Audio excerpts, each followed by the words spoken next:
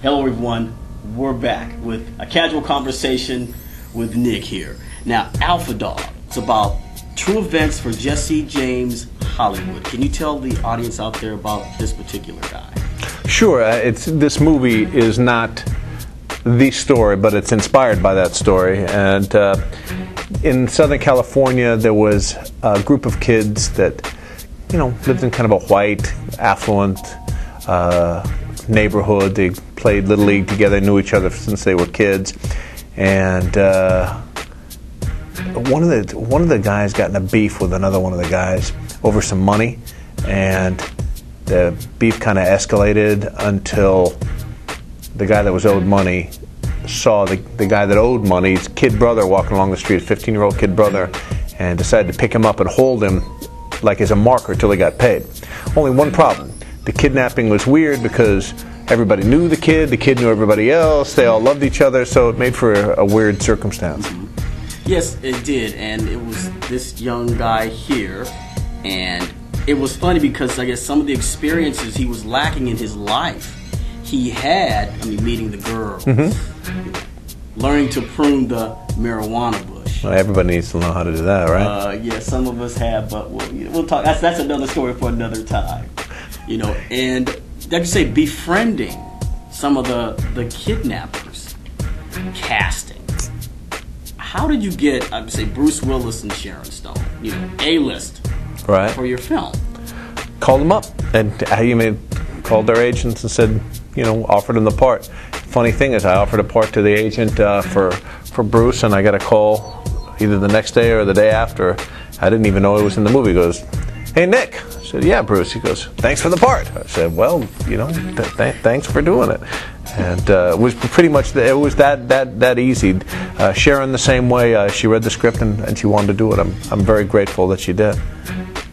Yeah, they're, especially him being the father of the younger Jesse James Hollywood, and watching the lifestyle of the thug life, the rap videos and the games. It seems like they just had a lot of money. They had a lot of money, is not enough time in the day to do anything quote constructive. Well, if they had the inclination, right. Part of living the life is, you want to have dough, you want to have pretty girls around, you want to have a lot of spare time so you can do whatever the hell you want, and pretty much not much else. Just got to take care of business from that point, and that's kind of the idyllic, what they call the life that being pumped through the music video channels and all the other channels too, which is kind of funny because musicians trying to pretend they're tough is strange, and then white kids looking at black kids pretending they're tough, wanting to be like them. It's too many interpretations of toughness, and these kids just don't have any of the facilities or the abilities to pull any of it off. Right. Now, this film also screened at Sundance. Yes. What was the response at Sundance to this? Pretty good. People seem to be excited about it. The young people liked it, I think, because it represented a part of their culture that they maybe hadn't seen before. And plus the story is pretty compelling.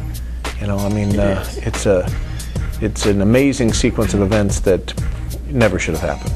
Yeah, I know some neighborhoods where these kids, look, they had everything you could ever want. Yep. The houses, the swimming pool, the money. And yet and still, as you said, they didn't have any inclination to doing the right thing. They just saw us on television and try to emulate that. And not understanding that's a cut, print, wrap. Everybody goes home to the suburbs or wherever they go.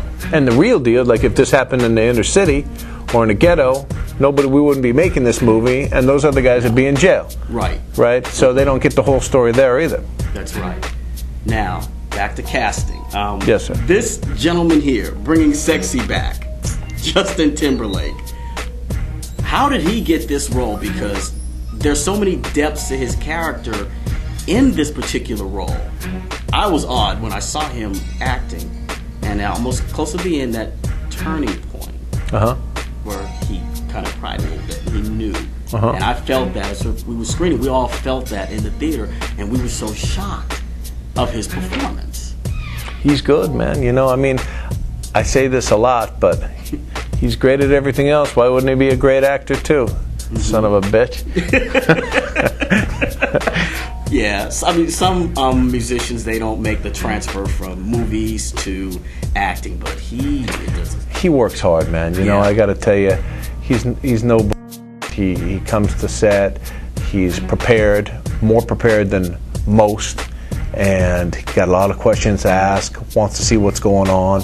He kind of understands the dynamic that a lot of preparation probably you have a better chance of great results. And he comes in kind of like a team sport athlete, and kind of looks at you and goes, "All right, coach, what do you want me to do?" And for a guy like that, especially with the skills that he's got, you know, he's blessed in that he's watchable. He really is watchable. Anything he does, you want to watch him. But when he knows what he's doing and where he's got to go, you know, some other type of performers can never really get away from the fact that they always want to constantly be doing something. They want to do something to perform, and that's kind of what they do in their thing, right? But he gets it that you just let the camera do the work for you, and just, you know, let the director create the situation, and just kind of exist in it.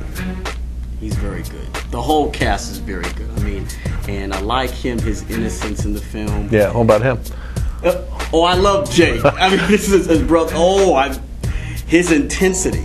Yeah. Even though his, you know, family, he was removed from the family, he and his little brother are just they still have that bond. I think a lot of families are like that too. Yeah. So, yeah, commend you for making this particular. This is, everybody go out and see this Alpha Dog when it comes out.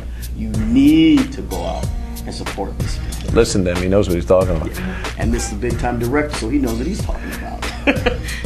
Nick, thanks for coming on the show, Thanks man. for having me. I appreciate it. We appreciate you being our guest on the show.